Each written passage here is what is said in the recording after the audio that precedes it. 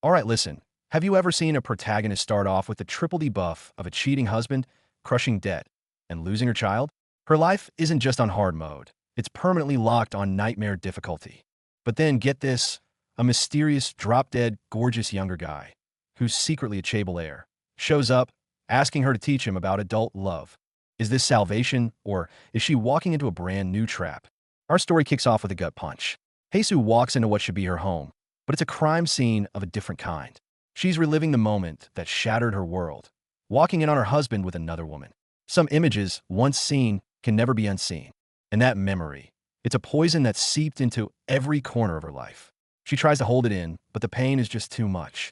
It's the kind of betrayal that leaves you hollowed out, just a shell of who you used to be. Flash forward to her current reality. To pay off the massive debt her good-for-nothing husband racked up, she's working herself to the bone. Look at her, so exhausted she's passing out on her break. She even has to ask for a pay advance just to survive. Her boss seems nice enough, but the conversation is just another reminder of her grim situation. He asks about the debt, the insane interest, and her husband's new job. And Jesus has to put on a brave face, pretending they're a team, working hard to get through it. Girl, we all know that's a lie. The rest of her shift is just a blur of taking orders, serving food, and dealing with customers. It's a thankless, exhausting cycle, all while she's carrying the weight of the world on her shoulders. But even in this bleak reality, there's a tiny spark. Her friend tries to cheer her up, telling her she's too pretty to look so down. She even brings up some handsome guy who seems to have a thing for her. But Jesus just brushes it off, completely oblivious. And then it's back home, if you can even call it that. The atmosphere is heavy, suffocating. And there he is, her husband, surrounded by empty bottles, looking like the complete loser he is. The moment she's home, the verbal abuse starts. He mocks her for wearing makeup to a part-time job. The audacity of this man. He's the reason she's in this mess. And he has the nerve to criticize her? Unbelievable. Her life is a chaotic mess, split between different jobs and constant misery. We get a glimpse of her other job at a flower shop, and that's where we meet him. Our boy Teha. He's young, inquisitive, and seems completely out of place in her world. Working with flowers seems to be the only peaceful part of her day. It makes her reflect on her past, how she's worked her entire adult life. The calendar reminds her of a wedding anniversary for a marriage that's now a living hell. It's just heartbreaking. And we get another flashback to how it all went wrong. There he is, on his knees, crying and begging for forgiveness after secretly racking up a huge debt in her name. He swore he just wanted to give her a good life, the classic manipulator's playbook. And this brings us back to the present, to the moment that changes everything. Lost in her painful memories, she barely registers the young man in front of her. This is Teha, and he drops the bombshell. He wants her to teach him about adult love. What is even happening? Meanwhile, at the flower shop, Teha is already a local legend. The other employees are whispering about the handsome guy who comes in every single day to buy roses. The fangirling is real, and her coworker is practically sparkling just looking at him. He's not subtle about it either. He walks right up to the counter and specifically asks for Jesus to take his order. Our boy is on a mission, and the other employees are watching this whole drama unfold. And then, the checkmate move. She automatically starts preparing his usual order, and he just smiles. You remembered. He's totally enjoying this, seeing that he's already made an impression on her, even if she won't admit it. Jesus is still stuck in her own world, comparing her life to the glamorous lives of others and feeling worthless. Little does she know, she's being targeted by a young, handsome, and very wealthy heir. Her co-workers, however, have their eyes wide open. They point out the obvious. The rose guy only comes when Jesus is working. Every single day. Jesus is a little surprised, but she's still not getting the hint. She's convinced herself she's just an old woman, and there's no way a young guy like him would be interested. The self-deprecation is heartbreaking, honestly. Her friends see her beauty, but she only sees herself as a withered flower. She thinks her friends' compliments are just pity, completely blind to her own mature charm. And we cut back to her hellish home life. The trash husband is back, acting like a king in his castle, demanding drinks and not lifting a finger. It gets worse. As he lies in bed next to his exhausted wife, he's mentally comparing her body to other women. The disrespect is off the charts, and the gaslighting continues. He has the nerve to accuse her of acting like a martyr for working multiple jobs to pay off his debt. The absolute nerve of this guy. Even after all that abuse, she's up at 6 a.m. like clockwork, quietly preparing breakfast for that worthless man. Her life is a soul-crushing routine of servitude. She makes a fresh stew every single day because he won't eat leftovers. And does she get to eat the breakfast she made? Nope. She has to rush off to work on an empty stomach. But just as she's at her lowest, he appears. Like clockwork, Teha arrives at the flower shop, a ray of sunshine in her gloomy existence.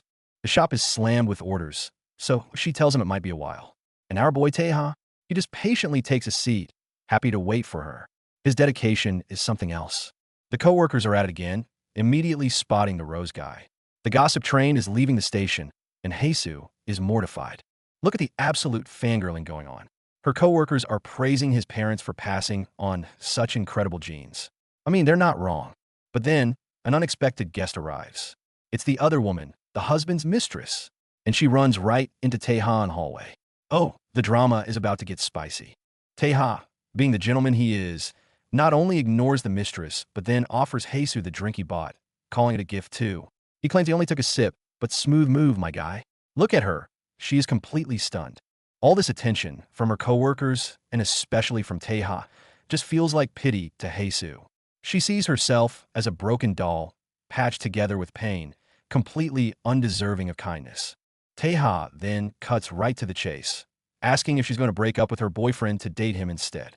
This direct hit leaves Heisu completely floored, unsure how to even respond.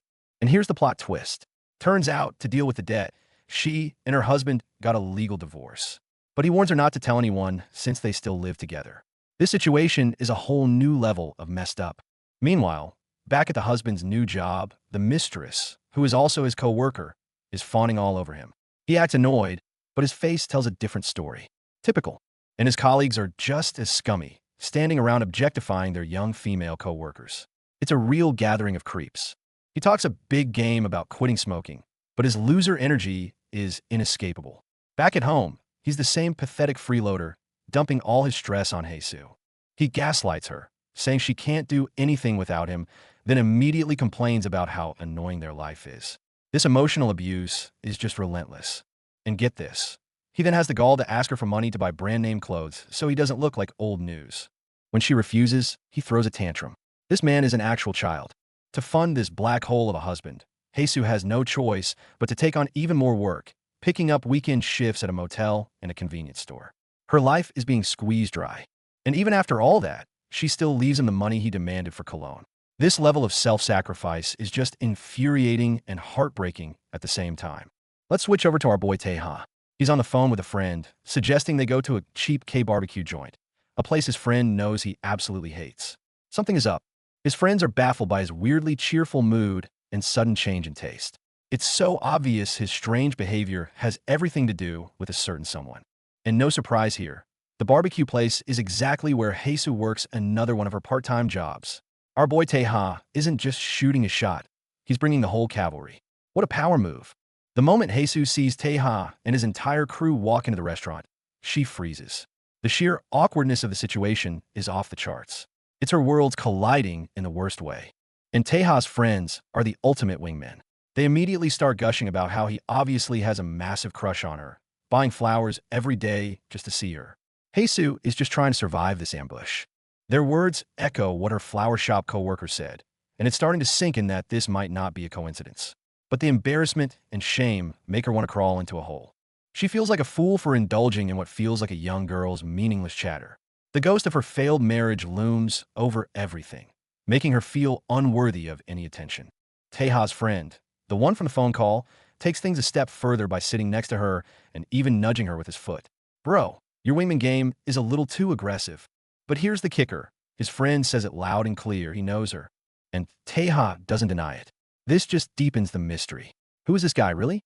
Back in her depressing apartment, she's greeted by her cold husband and bouquets of scattered flowers.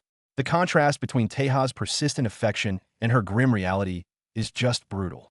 The husband is back on his BS, accusing her of trying to guilt-trip him by sorting old clothes. Any foolish little fantasy she had about Taeha is crushed by reality, and the shame comes flooding back. He even forces himself on her, spewing hurtful words. Her life feels as suffocating and bleak as the cramped, damp semi-basement apartment she's trapped in. The forecast calls for rain, so she looks for an umbrella. She has two, one that works and one that's broken. It's a perfect metaphor for her life, barely holding together. Meanwhile, the husband is at work, flirting with the mistress. She pulls the classic scared of a bug move to get close to him. The fakery is just painful to watch. Weirdly enough, the husband mutters that Heisu would never freak out over a bug like that. Is that a compliment? Or is he just being a manipulative jerk? Probably the latter. After the barbecue incident, Heisu is so embarrassed that she actively avoids Taeha at the flower shop. Her co-worker can only sigh at this awkward dance. Later, as she walks home in the rain, she regrets avoiding him. She knows she's being silly, but can't help feeling conflicted. Her inner turmoil is so relatable. And just when you think things can't get worse, her broken umbrella completely falls apart. Stranded in the downpour, she laments how poverty slowly eats away at your soul. This scene just hits you right in the feels. But right at her lowest point, an umbrella appears over her head. Of course, it's Taeha. Our boy has the classic K-drama timing, showing up like a knight in shining armor when she needs him most. He doesn't ask too many questions, just silently shields her from the rain and tells her to head home.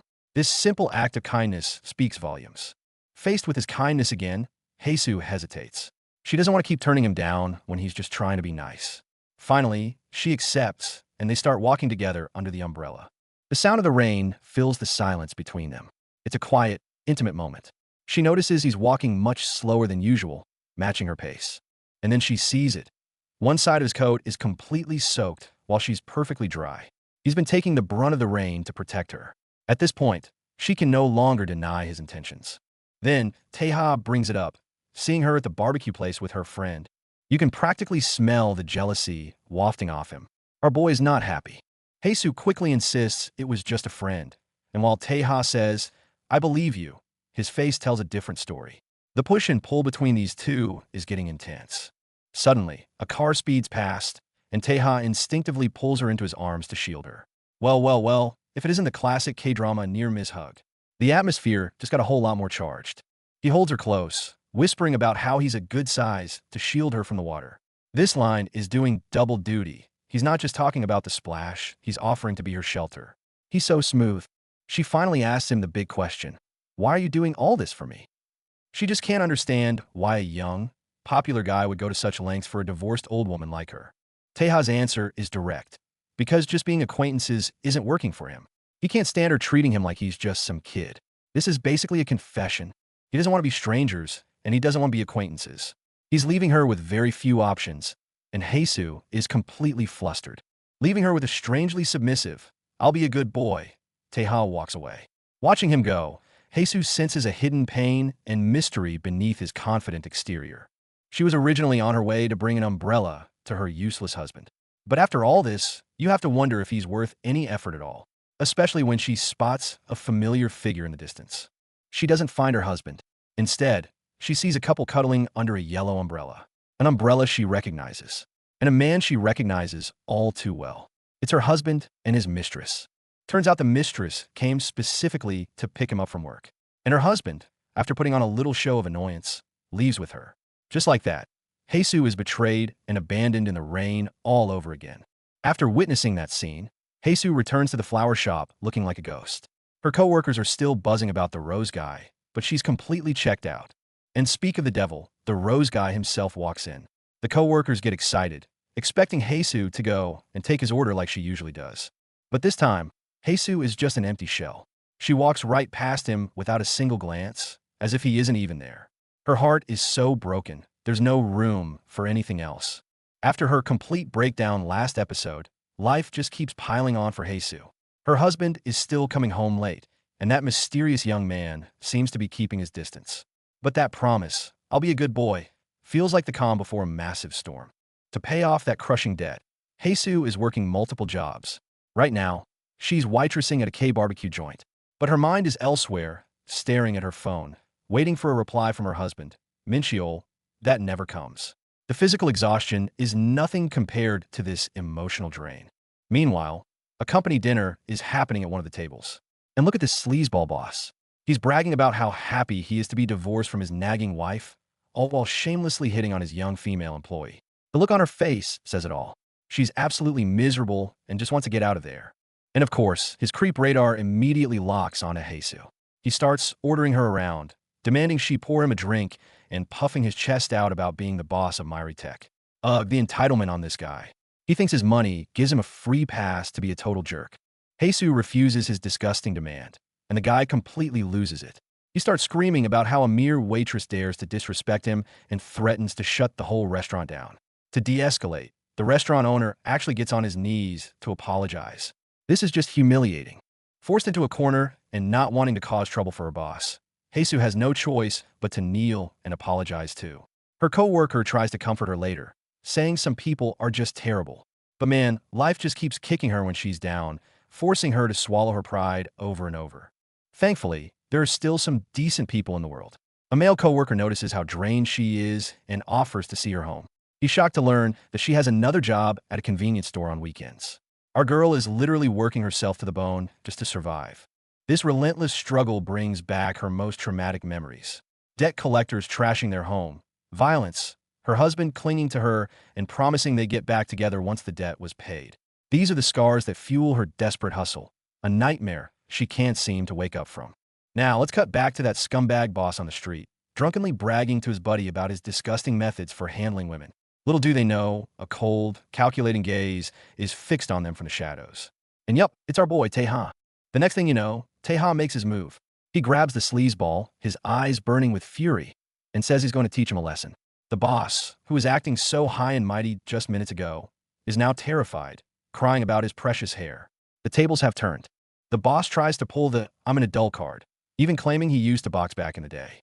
Before he can even finish his sentence, BAM, Taeha lands a solid punch right to his face.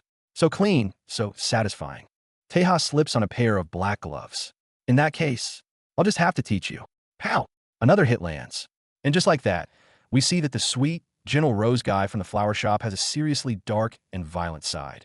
After dealing with that trash, the scene shifts. It's late at night, and Heisu is at her convenience store shift, exhausted and just hoping for a quiet moment. But then, the bell jingles. A figure in a black hoodie walks in. You guessed it, it's Taeha. He acts all casual, joking about how they keep running into each other and wondering if they live in the same neighborhood.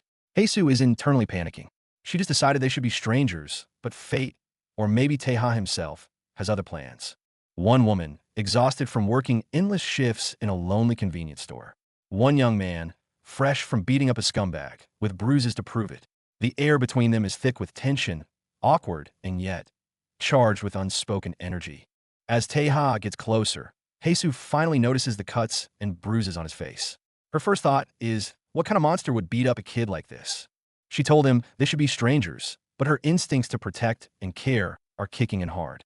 She can't help but give him advice, warning that his cuts could get infected or scar if he doesn't treat them properly. The second the words are out, she regrets it, thinking she's being way too nosy. The silence that follows is just awkward.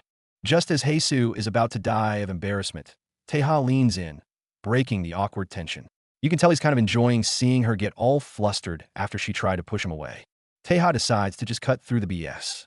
He points out her overly submissive tone, saying she talks to him like he's older. Then he just drops all formalities, tells her to follow him, and leads her out of the store to treat his own wounds.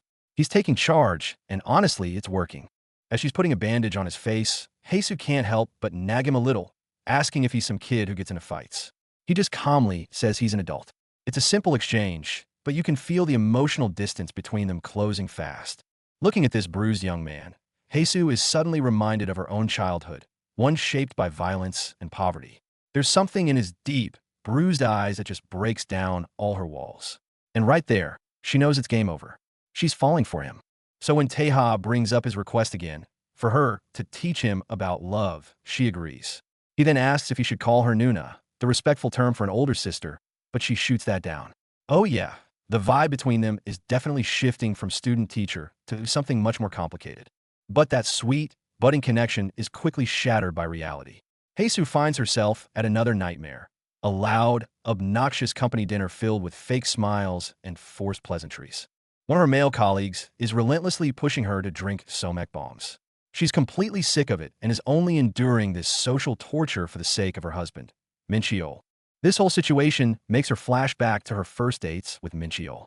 Back then, he was so considerate, so perfect, she thought she'd hit the jackpot. Who knew the man who was once her sweetest dream would become her worst nightmare? More memories surface. She remembers him talking with his friends, making disgusting, derogatory comments about married women, calling them ajumas. The disrespect, the disdain, The warning signs were there all along. Her husband's cruel words, "I would never date some cheap, frumpy Ajumma," echo in her head. Just then, her phone lights up with a cute cat meme from Taeha. One man tears her down, while the other sends her little bits of kindness. The contrast is just brutal. She remembers all the times she clung to Min Cheol, desperately seeking affection while he was cold and distant, telling herself, "You're different." Looking back now, the irony is just painful. She once believed she had found her one true love, confessing her feelings with such shy hopefulness. Back then, her future seemed so bright. But now, her life is just a cycle of hollow intimacy and suffocating despair. She thought she had already hit rock bottom, but the world keeps finding new ways to show her just how much further she can fall. Dragging her exhausted body home from work, all she wants is a moment of peace. But she opens the door to find her husband, the one who was supposedly out with his team, sprawled on the bed. Even a simple nap is a luxury she can't afford. Her mind flashes back to their phone call from earlier. Min Cheol, standing right in front of a motel, lying through his teeth that he was at a sauna. He was so dismissive, so cold, and all Haesoo could do was lie to herself, pretending everything was fine.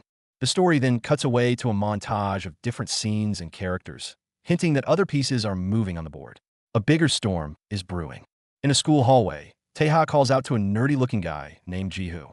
Jihu is completely stunned. Why would a popular guy like Taeha even know his name? Turns out, they were classmates back in high school. Jihu remembers that even though Taeha was one of the cool kids, he had a reputation for never bullying the quiet, nerdy types like him. Then, Jihu makes a bizarre request. He wants to trade his $1,000,001 luxury sneakers for Taeha's cheap, 50,001 pair. Taeha looks confused but agrees to the swap. Okay, this is weird. There's definitely more to this story.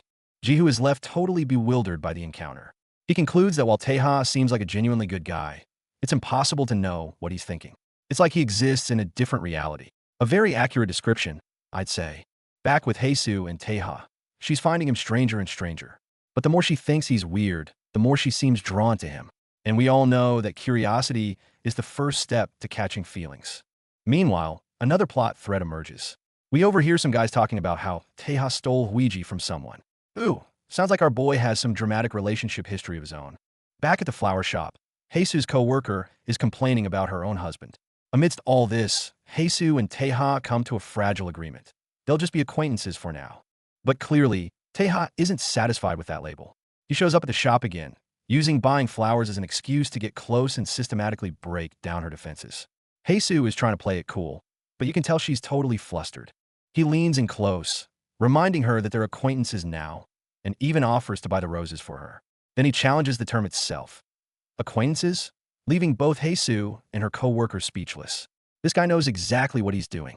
He's a master of the game. Her co-worker is stunned, wondering when they got so close. Taeha presses his advantage, asking to see her after work, and teasingly says he'll give her a scolding. And Haesoo plays right along, replying, "I would love that." The flirting is off the charts.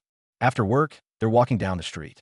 Haesoo teases him, mentioning she saw him at the barbecue place looking like a busy adult. But Taeha's reply is soft and a little sad. "Then I hope I never become one." That single line hits Haesoo right in the heart.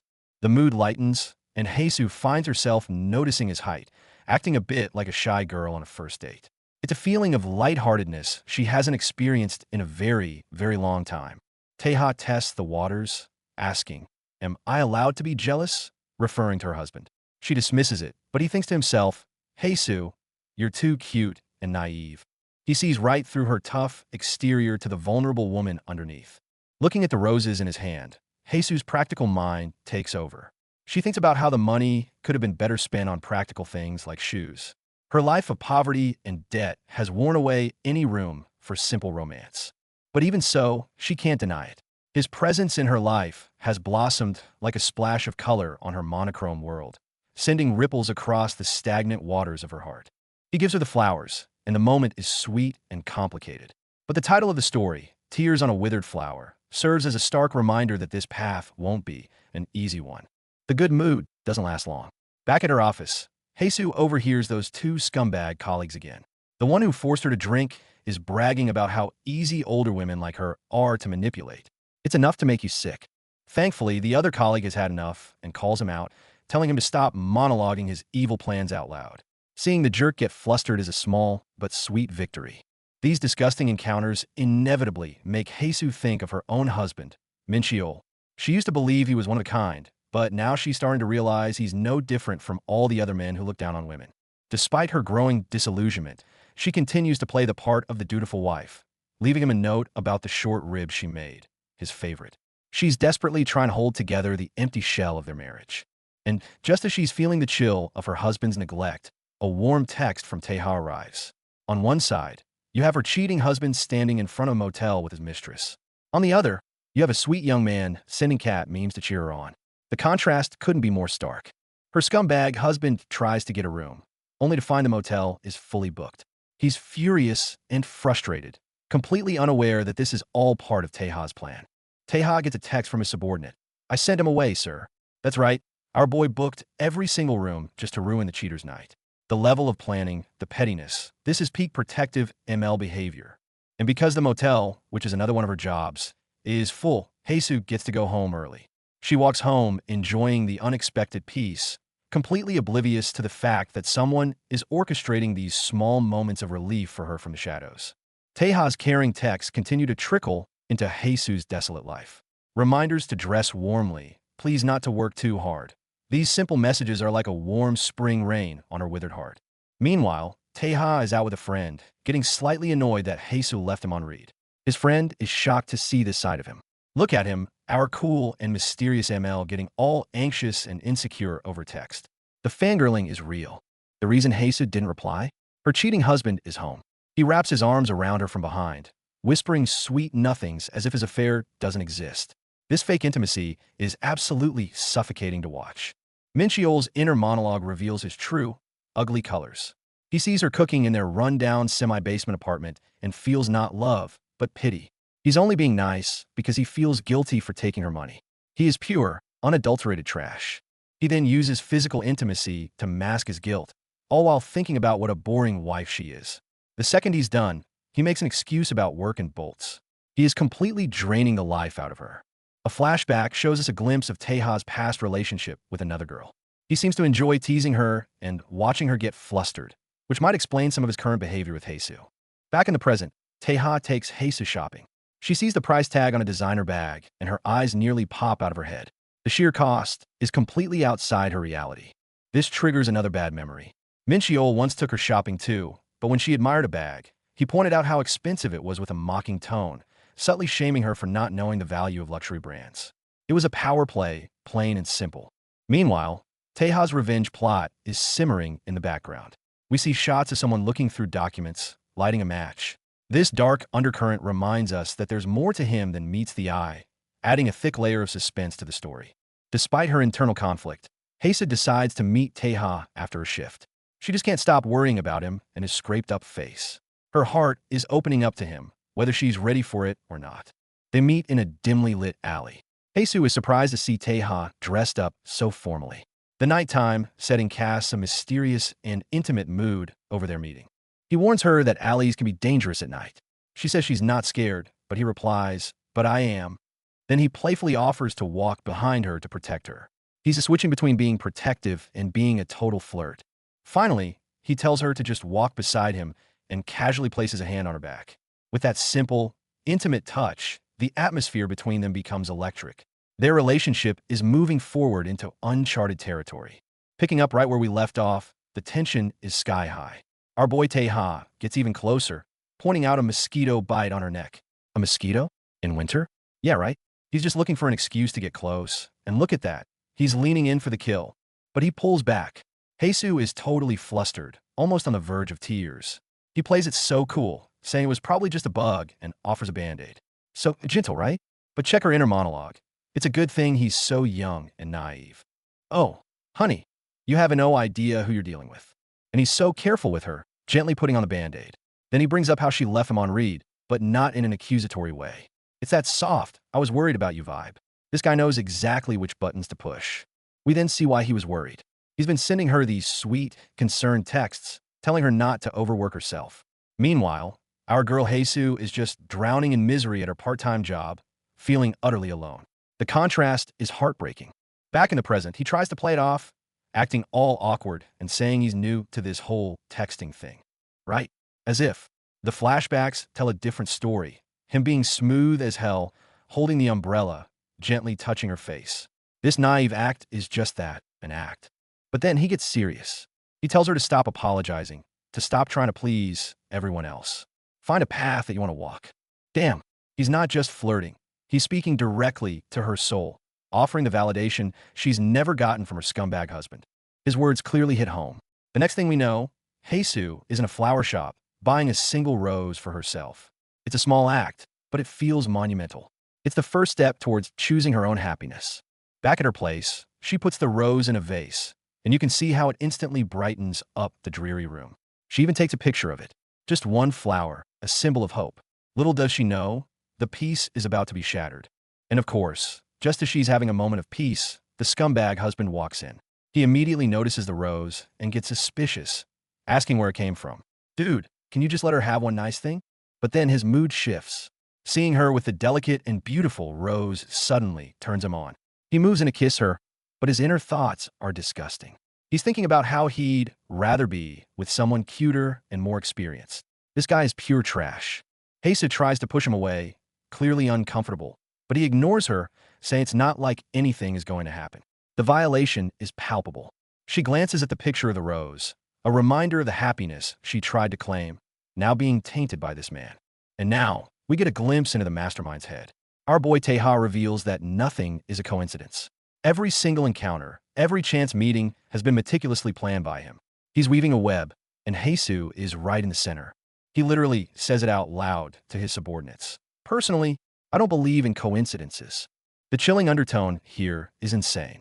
Our boy isn't just a sweet kid with a crush. He's a predator who's been patiently waiting for his moment. The scene cuts abruptly. Hae-soo is holding up some clothes with a look of pure shock on her face. What did she find? Is it proof of the affair? The suspense is killing me. In a flashback, we see just how awful her husband Min-cheol is. He drags her out into the street, forcing himself on her despite her protests. He completely disregards her fear and discomfort. The disrespect is just suffocating. And it gets worse. He admits he doesn't even have protection, brushing it off by saying it's a safe day. Look at the tears in her eyes. That's the look of someone who has completely given up on her marriage. These painful memories haunt her.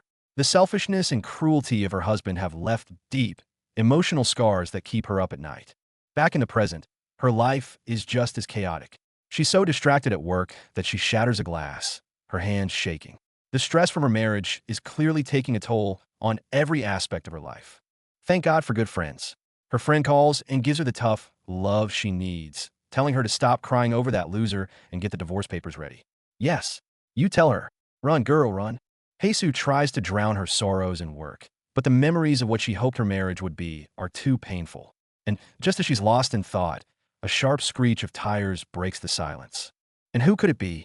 Our boy Tae-ha, of course, rolling up on a sick motorcycle. Talk about a grand entrance. He takes off his helmet and walks right into the convenience store where she works. He doesn't waste any time. He walks right up to her and asks, "Can I call you Nuna?" Whoa, the classic younger guy to older woman move. The audacity. Look at her, she is completely thrown off guard. She asks about the helmet, and he just coolly says he was working. When she warns him to be careful, he immediately flips it back on her. Does this mean you're worried about me? This kid is a master flirt. Still thinking he's just a poor part-timer, Hae-soo worries about the cost of dinner. But Tae-ha just gently tells her to pick out her favorite things. He's being so sweet and reassuring, completely taking charge. As she reaches for an item on the shelf, you can see the conflict in her eyes. She's still reeling from her trauma, completely unsure how to handle this boy who is showing her kindness. Her world is being turned upside down. Sensing her hesitation, Tae-ha closes the distance between them. He's breaking down her walls without saying a word. The physical proximity is intense, a silent form of pressure and comfort all at once. Her eyes land on the scars on his arm, and she can't help but ask about them. With that one question, the mood shifts. It feels like she just stepped on a landmine, touching upon a past he keeps carefully hidden. Tae-ha can see right through her. He knows she's trying to act tough, but her trembling voice and the tears welling in her eyes betray her pain. He sees the suffering she's trying so hard to hide. He brushes it off, calling it an accident, and she quickly agrees, telling him not to worry. They both drop the subject, but the unspoken tension lingers. Some scars, both physical and emotional, run too deep.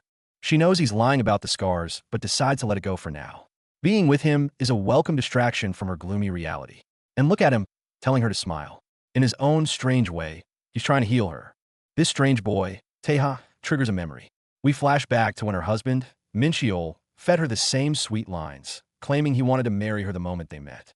Looking back now, it was all just a bunch of lies. The flashback continues, revealing Min Cheol's true colors. He's telling her he wants her to enjoy being young, while secretly thinking she must come from a rich family. This relationship was built on a foundation of manipulation from the very start. The past collides with the present. We see Min Cheol's fake affection contrasted with a scene of Taeha with his family, talking about wanting a home and children. The difference between the two men is night and day, leaving Haesoo emotionally wrecked. And we get another glimpse of Taeha's dark side. He shows off a tattoo on his arm, hinting at a deeper, more painful philosophy. This boy is far more complex and dangerous than Haesoo could ever imagine. It's revealed that Taeha has been watching her this whole time, waiting in the shadows for her unhappy marriage to finally crumble. His obsession is both incredibly romantic and absolutely terrifying. He stands overlooking the city lights, quoting a somber proverb, "The root of all suffering is attachment." The irony is thick, considering his own powerful attachment to Haesoo. Where will this obsession lead him? His monologue is filled with fatalism. It's inevitable and irreversible, and only suffering will remain. The scene then cuts to Haesoo walking into a restaurant, stepping towards an unknown confrontation. Something big is about to go down. Haesoo is trapped in a spiral of painful memories and indecision. The reality of her husband's affair is a poison seeping into her soul. When the other woman calls him late at night, her world completely falls apart. To add insult to injury, her coworker starts gushing over her cousin's wedding photos, talking about how wonderful marriage is. For Haesoo, listening to this is pure torture. The irony is just cruel. In a different timeline, or perhaps just in her imagination, she and Taeha are like any other couple, cuddling, being playful, and making plans for K-barbecue. This warmth and affection are exactly what she's craving. Meanwhile, Taeha's true identity gets even darker. He meets with a man in a suit, and their conversation casually turns to dismembering a body. The tone just switched from romance to a straight-up thriller. He claims it was a joke, but damn, what a terrifying joke to make. It's clear that Taeha's world is filled with a level of danger and darkness that is way beyond what Haesoo knows. Back with Haesoo, the dam finally breaks. She spills everything to her friend, recounting all the signs of her husband's affair. All the pain and anger she's been holding in comes pouring out. The sudden new clothes, the weekend work trips, the missed calls, all the pieces click into place, forming a brutal picture of betrayal. She realizes she should have known all along. Spurred on by her friend's advice and Taeha's words of encouragement, Haesoo decides to stop running. She summons her courage and sprints towards her husband's office, ready for a confrontation. But getting to him isn't that easy. She's stopped by security and questioned. When she has to identify herself as his family, the look on her face is a mixture of irony and deep sadness. Her friend's advice echoes in her head. Catch him in the act. But a small, desperate part of her is still hoping, praying that all of this is just a terrible misunderstanding. She tries to convince herself that there must be some affection left, some unbreakable bond between them. It's the last defense mechanism she has left. Luckily for her quest, the guard eventually lets her through. The moment she walks into the office, all eyes are on her. When Min Cheol sees her, there's no warmth, only shock and annoyance. He grabs her arm, trying to drag her out before she can make a scene. Haesoo has had enough. She confronts him, demanding answers. But instead of showing any remorse, Min Cheol just gets angry at her for showing up at his workplace and causing a scene. The nerve of this guy. He completely gaslights her, refusing to admit anything and telling her to just get over it. With those cruel words, any last shred of hope Haesoo had for her marriage is utterly destroyed. At her lowest point, she remembers Taeha's words. The memory of him telling her to not worry about others and find her own path gives her a flicker of strength. She brings up the makeup stain on his shirt, the concrete proof she found. But Min Cheol continues to lie, calling her delusional. His shamelessness is absolutely breathtaking. As Haesoo runs away, completely broken, she bumps into some random jerk who starts yelling at her. But then, out of nowhere, Taeha appears. He steps in like a guardian angel and icily tells the guy, "Watch where you're going." He's her knight in shining armor. In the pouring rain, Haesoo stands alone in a puddle, looking as if the entire world has abandoned her. The image is absolutely heartbreaking. She looks so fragile. Meanwhile, Taeha is also out in the rain, his thoughts racing. How much longer will I have to stay away from you, pretending I'm just a good kid? He can't stand to watch her suffer from a distance anymore. He remembers comforting her before, when she had bruises. He scoffs at the idea of being a good kid, calling himself a fool for thinking that just waiting would end her pain. Today, he decides, is the last day he'll just stand by. The next day, Jesus goes to work with puffy eyes, still thinking about their upcoming wedding anniversary. A part of her hasn't given up yet, but while she's clinging to false hope, Teja's real plan is already in motion. As she's spacing out, a cold can of coffee touches her cheek. It's him. It's always him.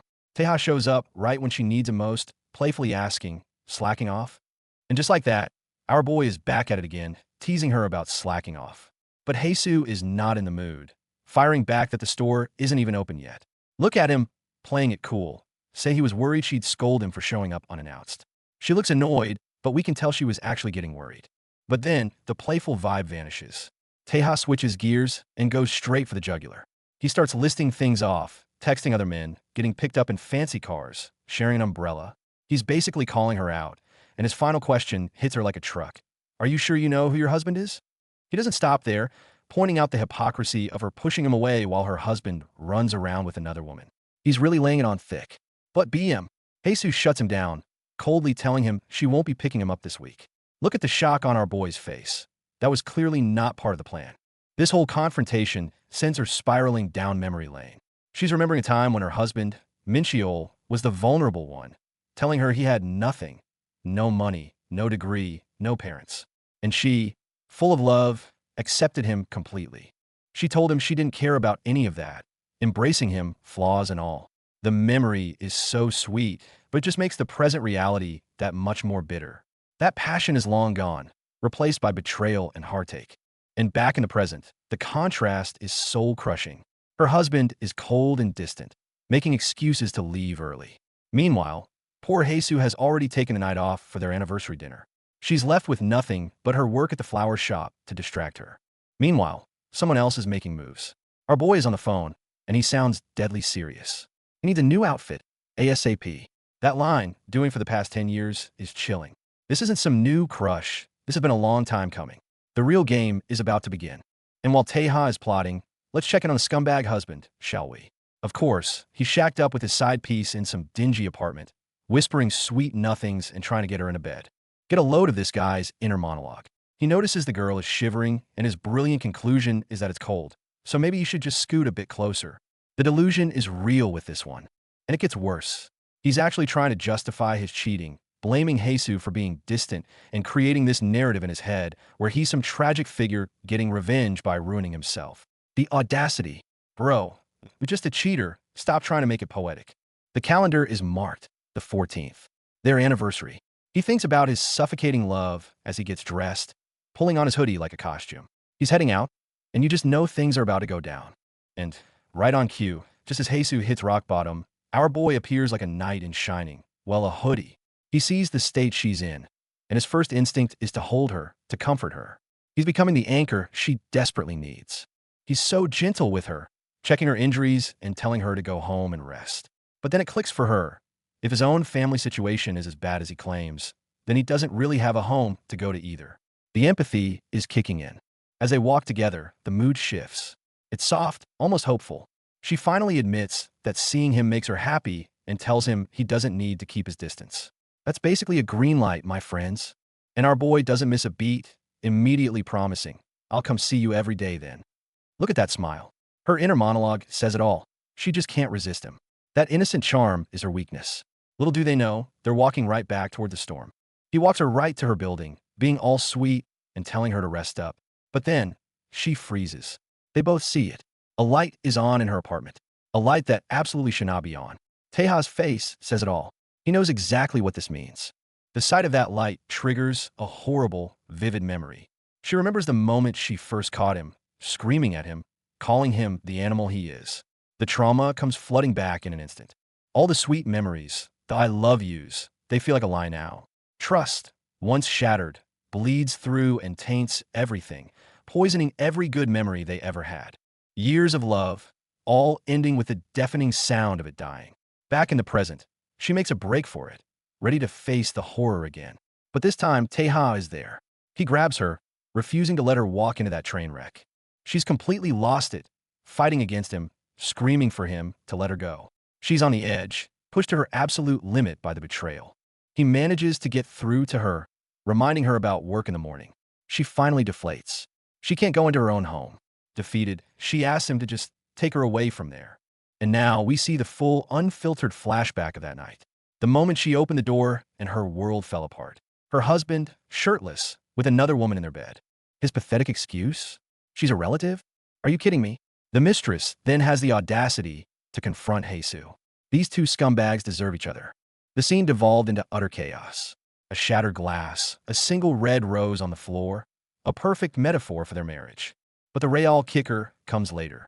We see the husband outside with his mistress, trying to smooth things over by lying that he's divorced and calling his own wife a stalker. And through it all, someone was watching from the shadows. Our boy. And his thoughts are chilling. Just kill him now. This gives us a glimpse into Taeha's mind. He's been waiting, watching, hoping she would finally throw that man away like trash. Hearing her break down like that, it solidified his resolve. It was go time.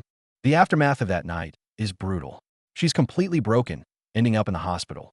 And Taeha is right there by her side, looking at the bruises on her arm and making a silent vow to erase every single trace of that man from her life, bit by bit. Fast forward a bit. Taeha's with his assistant, who's clearly concerned, basically saying no amount of money is worth his trouble. But our boy's mind is made up. He's heading to the flower shop, determined to enter her world. He strolls right in the flower shop and plays dumb, asking the manager if she's the rose guy. Look at him, acting all innocent. The manager is totally caught off guard. What follows is pure comedy. They have an emergency meeting because they're short-staffed with Heisu out. Taeha immediately volunteers, and the manager takes one look at his face and basically hires him on the spot. She even jokes about putting him in a mascot costume. His pretty privilege is working overtime. First day on the job, and our boy is already showing off. When a customer gets flustered by his good looks, he just decides to buy out the entire stock of flowers. That's some serious big spender energy right there. He even starts teasing Hase's co-worker, Yena. When she asks if everything is for sale, he implies that he is too. This, of course, makes her furious, shouting that people are not for sale. He's such a menace, but you can't help but laugh. But just as things get light and fluffy, we're hit with a harsh dose of reality. A powerful man, smoking a cigarette, oozing intimidation. He's interrogating Taeha's assistant. This has to be his father. And sure enough, the man gives his orders. He wants the assistant to report on his son's incomprehensible actions. So our boy is a rich heir, but he's living under the thumb of his controlling father. The family drama is real and dangerous. And we cut back to our main couple. Heisu is finally out of the hospital. We get this quiet, intimate moment where he reaches out to check if her fever's gone down. The genuine care in his eyes is undeniable. He finally asks the million-dollar question, is he still your husband? And that's all it takes for her to break. She's completely lost, sobbing about how she's supposed to pick up the pieces of her life by herself. And then, a bombshell of flashback. We see a young Taeha watching a high school-age Heisu from afar in the rain. Oh my god, he's been watching her for years. This isn't a simple crush, it's a long-standing obsession. This long-hidden past explains so much. His feelings for her are a tangled mess of innocent love and a deep-seated need for revenge. The shattered rose symbolizes her broken marriage, but also Taeha's impending plan to pick up the pieces. Back in the present, he tells her exactly what she needs to hear. I don't think you're pathetic. He validates her feelings, saying that love isn't a switch you can just turn off. He's so smooth, it's almost dangerous. He tries to lighten the mood, poking at her hair and teasing her. But then his phone starts buzzing, and look at him getting all shifty the second she looks over. He is definitely hiding something big. As he answers the phone, he keeps glancing back at her, looking incredibly nervous. Her expression hardens. The more he tries to hide, the more suspicious she becomes. The call is from his assistant, but he tells her it's just a coworker. That word, coworker, immediately triggers her trauma. It's the same lie her husband used. The seeds of doubt have been planted. She tries to push him away again, putting herself down and saying even her husband got sick of her. But our boy isn't fazed. He looks her dead in the eye and drops the bomb. That's funny because I got a crush on you. The absolute confidence. He leans in, making it clear he's being 100% serious. And look at her. The girl is flustered. The blushing is real, people. She can't even look at him. He's totally breaking down her walls. Later, at a barbecue joint, she brings up paying him back for the hospital bill. He masterfully deflects, talking about all his part-time jobs to keep up his poor but hard-working student persona. The dedication to the role is impressive, but the facade is cracking. We see him on the phone with his assistant again, clearly frustrated, even letting it slip that he works for a loan shark company. He throws his phone in a rage, but a simple text from Haesu is enough to instantly calm him. She's his one weakness. He meets up with his assistant by the river. It's report time. Something big is clearly going down. The mystery deepens, and it's obvious that Taeha's elaborate revenge plot is only just getting started. Meanwhile, the scene shifts dramatically. While our boy is playing the mysterious lone wolf, we cut to a room full of suits discussing his family affairs. Turns out, Taeha's older brother is returning to Korea, and the chairman is demanding a little family get-together. But the vibe is tense. One of them scoffs, questioning when the chairman started caring about such sentimental garbage. And you can see the family drama is real. Taeha's reaction? Absolutely brutal. He tells his assistant to just wish for his brother's plane to crash and to tell him I'm dead as a welcome-back gift. Cold-blooded. But then, in the very next breath, all his concern shifts to Haesu. He's frantically trying to call her, but no answer. Is he blocked? The panic is setting in. And where is Haesu? She's trapped in a living nightmare, reliving her trauma. We see this visceral flashback of her confronting her cheating husband. He's just so casual about it. When she finally confronts him, he slaps her, screaming, "Don't touch me." The raw pain and humiliation of that moment. It's just heartbreaking. The fight escalates into a violent struggle, full of shouting and physical aggression. Every word out of his mouth is a justification, another stab at her heart. She's just taking it powerless. This isn't an argument. It's pure emotional abuse. And then the nightmare twists. The man leaving her is no longer her husband. It's Taeha. He's playing the part of the gentle heartbreaker, handing her a bag of things, saying you'll find someone better. He pulls out his classic, "I'm just a poor, foolish guy" line. He's breaking up with her, and the way he's doing it is just cruel. This is too much for Haesu. Still reeling from her husband's betrayal, the one person who showed her kindness is now abandoning her too. She breaks down completely, clinging to him, screaming for him not to go. She even calls him an A*****. And our boy's reaction? A cold, calculated, "I knew it." Knew what? That she'd fall apart? That his plan was working? The manipulation is next level. After that brutal, emotional roller coaster, Haesu is back in her desolate apartment. The door creaks open to her sad reality. She remembers her past self, the naive and innocent girl who promised her husband forever.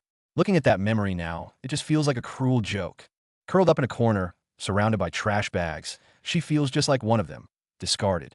And to make matters worse, her phone won't stop buzzing. It's the loan sharks, harassing her at all hours. She's at her breaking point, desperate for just a moment of peace. But then, a different call comes through. Her screen lights up. Tia Biam. After everything that just happened, he's calling. She hesitates, but picks up. On the other end, we see our boy, shirtless and sitting on his bed, looking troubled. He timed this perfectly, swooping in right when she's at her lowest. On the call, he sounds so remorseful. He says he can't sleep because of what happened, that he's sorry he didn't take better care of her.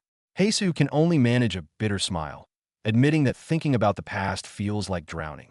This isn't an apology call. It's him tightening his grip. Her eyes drift to a photo of her and her ex-husband, a painful reminder of her broken life. And that's when Taeha goes in for the kill. Over the phone, he says it, "Have some fun with someone younger, just like your husband did." That line hits her like a physical blow, leaving her completely stunned. Damn, this kid knows exactly which buttons to push. His words force her to confront the ugly truth of her marriage. She remembers how she fell for her husband 13 years ago, won over by small, thoughtful gestures. But now, that same man doesn't even think twice about lighting a cigarette right in her face. The consideration he once showed is completely gone. Feeling completely overwhelmed, Haesu buys a pack of cigarettes, wanting to try anything to numb the pain. She fumbles with the lighter, looking utterly lost and a bit ridiculous. And right on cue, guess who shows up? Our boy, Taeha. He always appears at her most vulnerable moments, casually pointing out, "You're doing it wrong." And here we go again with his act. Taeha suggests that if she has nowhere to go, she can just stay with him. His inner monologue reveals his true colors. Too easy. He sees her as young and naive, an easy source of entertainment. This guy is a master manipulator.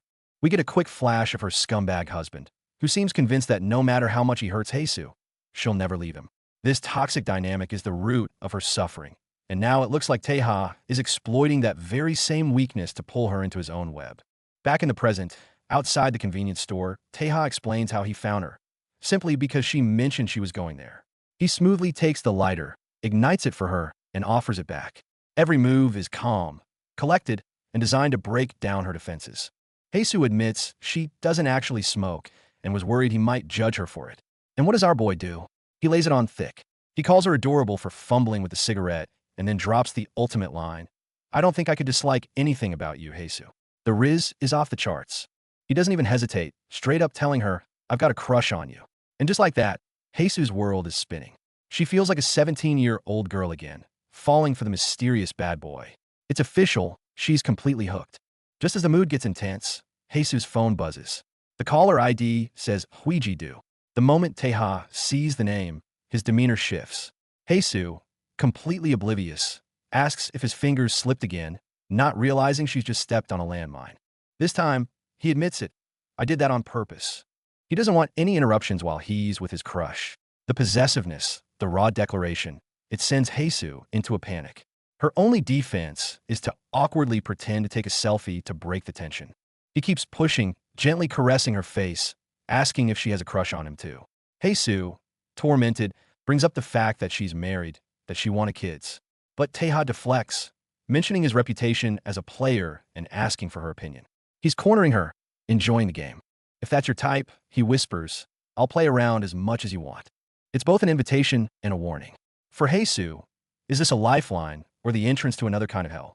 The title card, Tears on a Withered Flower, appears, reminding us that more heartbreak is definitely on the way. And just like that, we cut to a chicken joint where a group of students are gossiping about Taeha. Apparently, he's notorious for messing around with his entire fan club. So that poor, innocent student persona? Yeah, that's exclusively for Heisu's benefit. One of the guys at the table finally snaps, telling the gossipers to shut up and take a look in the mirror. Meanwhile, outside, we see Huiji, the girl who called earlier, try to phone Taeha again, looking completely dejected. The web of relationships around our boy is getting complicated. The guy who stood up for Taeha follows her out. He seems to know something, blushing as he tells Huiji, I know exactly why Taeha has been so nice to you. Ooh, is a big secret about to drop? This guy is trying to give Huiji a reality check, telling her to have some self-respect because Taeha is clearly not into her. But she's not having it, and they start arguing. He calls her out, saying her constant Taeha this, Taeha that is pissing everyone off, and that he's always known something was off about the guy. The argument gets physical. He shoves her, yelling at her to wake up and see past Taeha's mature, dark, and handsome facade. It seems more and more people are seeing the cracks in our boy's perfect mask. Infuriated, Huiji raises her hand to slap him, but stops herself. The guy's just done. He tells her to do whatever she wants and lights a cigarette, completely washing his hands of the situation. Their dynamic is just as messy as everything else. But just as she tries to leave, she slips on a lighter on the ground. And who should appear from the shadows to stop her? Taeha himself. How long has he been there? What did he hear? Oh, the drama is about to get spicy. Cutting back to Heisu, who's on the phone with Taeha, asking him if there's someone he likes. With his eyes closed, he calmly admits it. It's someone I like very, very much. And then he drops the bomb. Stop calling me ever again. The whiplash from his sudden change in attitude is insane. He gives her a taste of affection only to brutally push her away. It's classic psychological manipulation. Heisu's inner thoughts are filled with self-doubt, repeating the cruel words she's probably heard from others. A guy like him has no reason to fall for a random older woman. She finally drifts off into a troubled sleep, only to be plunged into a nightmare. In her dream, she's tangled up with someone in an intimate, breathless struggle. The man in her dream caresses her face. She opens her eyes, hazy, and murmurs her husband's name, Mincheol. But as reality sets in, the lines between her dream, her past, and her present blur into one overwhelming wave of pain. She fights back in the dream, screaming, "Stop it. We're not doing this." It's a desperate plea, not just to the figure in her nightmare, but to her own chaotic reality. Her body trembles, every breath a gasp of despair. The next day at work, her colleagues are gossiping about a younger employee who's scared to walk home at night because her route is dark and sketchy. This random conversation suddenly makes Heisu think of someone specific. And of course, there he is. Taeha shows up again, walking a few steps behind Heisu on her way home. I'm not telling you to leave, he says. That's why I'm walking with you. He frames himself as the one who's scared of the dark, playing the vulnerable kid to get her sympathy. In the stairwell, he makes his move, tentatively asking if he can at least hold her hand. Seeing the tears in her eyes, her utter vulnerability, he knows he's won. When she asks if he feels better now, His simple, yeah, is loaded with the satisfaction of a plan perfectly executed. Meanwhile, the infamous older brother finally makes his grand entrance. Rocking a floral shirt, he looks like a playboy, but his eyes are pure ice. The first thing he does is ask about his brother's death certificate, confidently stating there's no way he's alive. The war between these two is about to get real. He initially plans to head straight to his hotel, but then abruptly changes his mind, deciding he needs to see some girl instead. You can just tell from his flippant attitude that this guy is trouble. The games these rich families play are always ruthless. We're hit with some intense, bloody flashbacks. A man, bleeding from his head, looks tormented, trapped in a memory of punishment or abuse. Could this be the root of the brothers' hatred for each other? This crimson-soaked memory feels like a very dark omen. Back with our boy, Taeha seems to be haunted by these same memories. He's curled up in his room, clutching his head in distress. A sudden creak from the door puts him on high alert. It's his assistant. He notices something out of place in Taeha's apartment. A cheap lighter and an empty box of bandages. These simple items tell a story. He immediately senses the presence of a woman. The woman who lost her chance to run a long time ago. Turns out, the reason the assistant snuck in was because he found the door unlocked and the floor covered in rose petals. Seriously, our boy was setting up a romantic surprise and got caught.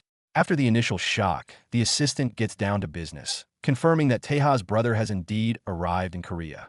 The clock is ticking. The assistant apologizes for sneaking in, but Taeha isn't mad. He gives him a reassuring pat on the back, acknowledging that he gave him the passcode for this very reason. The trust between these two is solid, a crucial element in whatever revenge scheme Taeha is cooking up. As for Haesoo, her life is still a mess of debt and despair. Yet, her thoughts are starting to be filled with warm, domestic fantasies involving Taeha, like him hugging her from behind while they cook together. This manufactured comfort is a dangerous, addictive poison for someone in her position. Looking like she's made a decision, Haesoo goes out and buys herself some new clothes, a small step towards a new beginning. But can she really escape her past and embrace this new, mysterious relationship? The title card reappears, suggesting her journey is far from over. Later that night, Taeha finds her again. She tells him she's heading home after work to sew a heart onto a teddy bear. Lost in her own thoughts, she's completely caught off guard when he suddenly closes the distance between them, startling her. And in the next second, he just sweeps her up into a princess carry. As she yells at him to put her down, he just laughs and carries her inside somewhere, the door clicking shut behind them.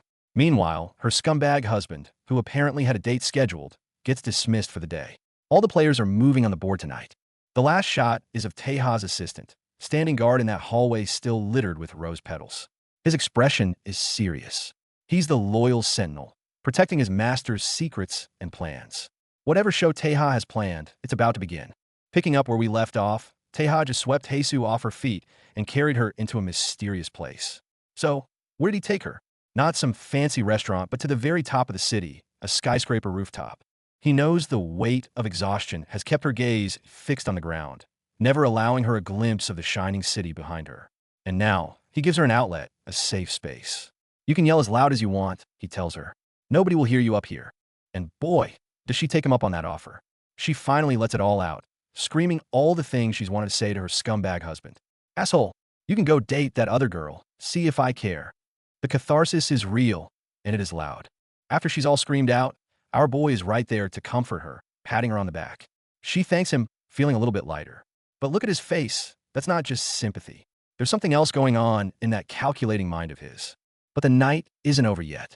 He takes her for a ride on his motorcycle. Our boy is being a total flirt, teasing her about blushing because of the cold. And look at that. He just grabs her hand. Smooth operator.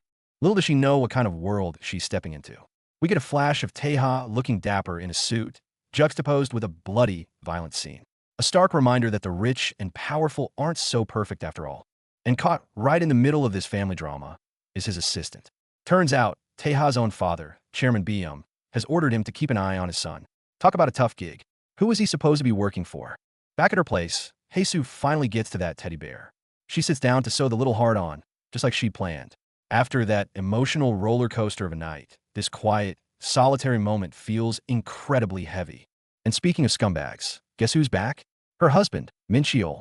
And get this, he's actually complaining about his new side piece, finding her too high maintenance compared to Haesoo. The audacity of this man is just off the charts. The next day, Taeha suddenly cancels their meeting via text. You can see the disappointment on her face. She was getting used to seeing him every day. Meanwhile, her husband is lurking nearby, planning to swing by home. The collision course is set. And here he comes.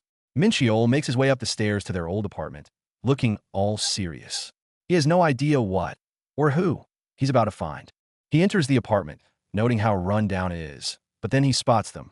The two teddy bears, one with a newly sewn heart. He's completely baffled. The hell? Well, that's new. He bursts out laughing, then just drops the bear. As he's leaving, he gets weirdly nostalgic. At the same time, Taeha and his assistant are heading down. And then we cut to a new face, a guy in a flashy pink suit. The plot thickens. And there it is, the confrontation we didn't know we needed. The man in pink makes a grand entrance, and a glass mysteriously shatters as Taeha approaches. A total power play. Long time no see, he says.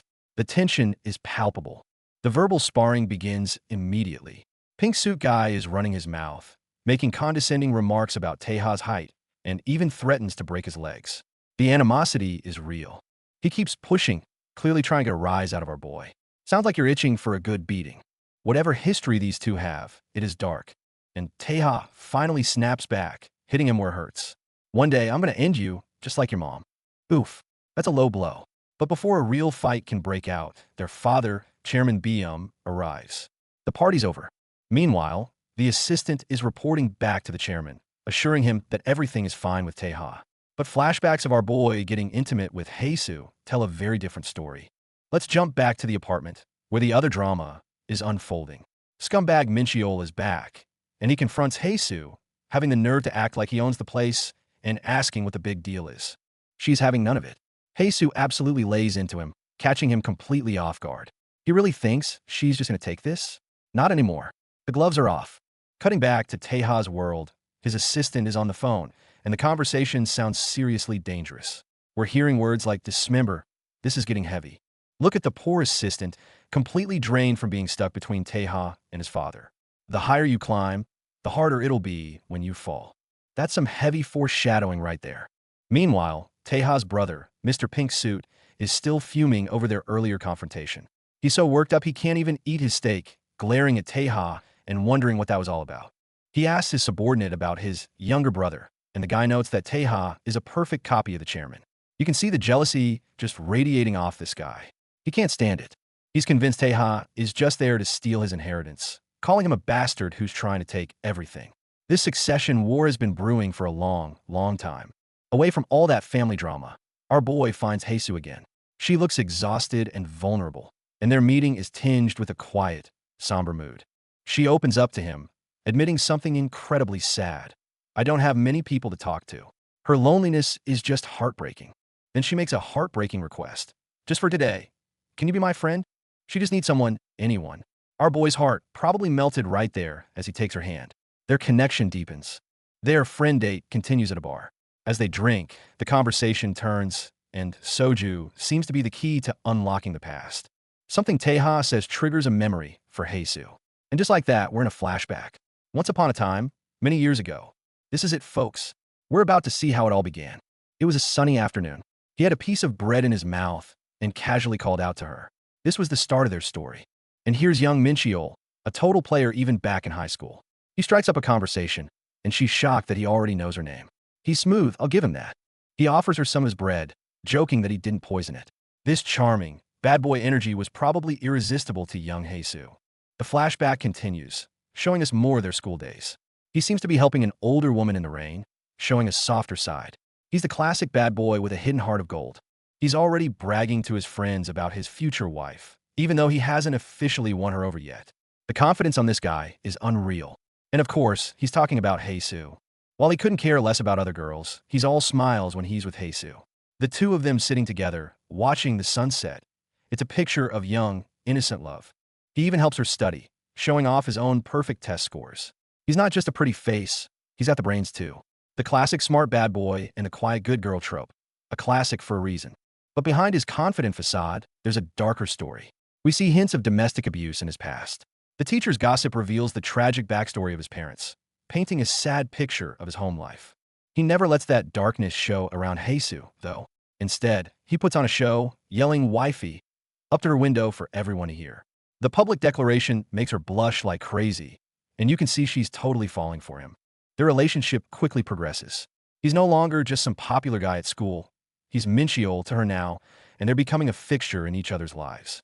Turns out, he was always watching out for her, even knowing when some mean girls were giving her trouble. The flashback culminates in this beautiful, tender moment. The two of them, sitting together as the sun sets. The sweet beginning before everything went so wrong. But the honeymoon phase is over. We're back in the thick of it. The mean girls, jealous of her relationship with Mincheol, corner Heisu. They're not just throwing insults, they're planning to get violent. Just as they're about to pounce, her knight in shining armor appears. Mincheol arrives just in the nick of time, and he is not about to let anyone mess with his girl.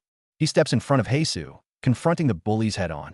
Even though they brought backup, he's not intimidated in the slightest.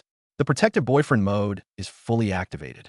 After the confrontation, she's worried they might come after him for revenge. But he turns it around, asking if she's worried about him. It's this mutual concern that solidifies their bond. Of course, Mincheol ends up in a brawl and takes care of all of them. He might be bruised, but in her eyes, he's the hero who can take on the world for her. This is peak high school romance. He makes a pinky promise with her, vowing to never let anyone hurt her again. He even offers himself as her personal punching bag if she ever needs to let off steam. And you can see it in her eyes. This is the moment she fell completely. She asks him, "Why are you so nice to me?" It's a question that catches him off guard. Sometimes love doesn't need a reason. And just like that, the flashback ends. We're back in the present at the bar. Heisu looks at Taeha, but her mind is overlaying him with memories of young Mincheol. He was the boy she couldn't help but love, and the past is colliding with the present. They keep drinking. Taeha tells her grown-ups are allowed to drink all they want, which seems to be all the permission she needs to let go. She's clearly trying to drink her memories away. Taeha sees right through her bravado and asks the question that's been hanging in the air. How old are you, really? When he reveals he's only 23, the 10-year age gap hits her hard. She suddenly feels awkward, like she's a grown-up drinking with a kid. But he just gently strokes her hair as she gets tipsy. The vibe is getting complicated. And then our boy drops the bomb. He reminds her that her husband left her for a girl 8 years younger. So, for revenge, a guy 10 years younger would be perfect. And he offers himself up on a silver platter. Feel free to use me all you want. Whoa, that's too much for her, and she bolts. She stumbles out into the snowy night, drunk and emotional, crying that she doesn't want to go home. The place that was once her sanctuary is now what she wants to escape most. Taeha is right there, holding her steady. The snowy night, the alcohol, the dangerously close proximity, it's all adding up. She starts to bring up his offer to be used, but he quiets her down. No more words are needed. The atmosphere is charged, the tension is insane, and he leans in. This is it, the moment we've been waiting for. But are you kidding me? That's where they leave us. What a cliffhanger. You'll have to come back next time to see what happens.